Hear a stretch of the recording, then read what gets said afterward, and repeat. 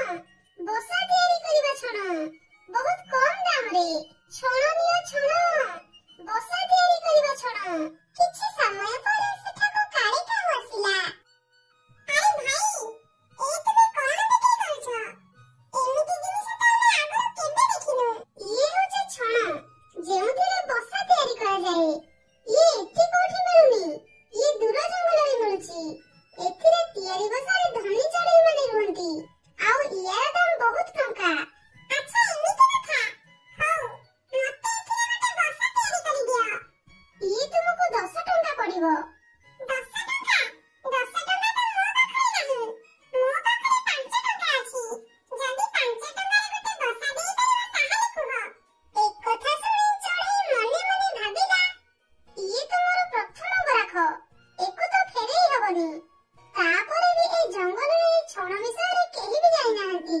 ଯାଉଛି 5 ଟଙ୍କାରେ ବସା ତିଆରି କରିବାକୁ ଦେଇଦେବି। ଆରେ କଣ ଭାବୁଛ ଚଢେଇ? ବସା ତିଆରିକି ଦବ ନା ଚାଲିଯିବି? ହଁ ହଁ, ତୁମେ ଟିକେ ଅପେକ୍ଷା କର, ମୁଁ ସଙ୍ଗେ ସଙ୍ଗେ ତିଆରି କରୁଛି। ଠିକ ଅଛି, ତୁମେ ତିଆରି କର, ମୁଁ ଏଇ ପାଖରୁ ଆସୁଛି। ଏହାପରେ କାଳି ସେଠୁ ଚାଲିଗଲା ଏବଂ ବେପାରୀ ବସା ତିଆରିରେ ଲାଗି ପଡିଲା। କାଳି କିଛି ସମୟ ପରେ ଯାଇ ମିଠୁ ପାଖରେ ପହଞ୍ଚିଲା। ଆରେ କାଳି, ହଠାତ୍ ଏମିତି ଆସିଗଲୁ ଯେ? କଣ କିଛି କାମ ଥିଲା ନା କଣ? ନାଇଁ କାମ କିଛି ନାହିଁ, ଏମିତି ଆଡ଼େ ବୁଲି ଆସିଲି। ଆସୁନ ଟିକେ ସେପଟ ଜଙ୍ଗଲରେ ଯାଇ ଆସିବା। ମୋର ଗୋଟେ ବସା ଆଣିବାର ଅଛି ତ। ବସା ଆଣିବୁ? ବସା କାହିଁକି ଆଣିବୁ? ବସା ତ ତୋର ଅଛି। ଆଉ ବସା ଆଣିଲେ କଣ ହେବ?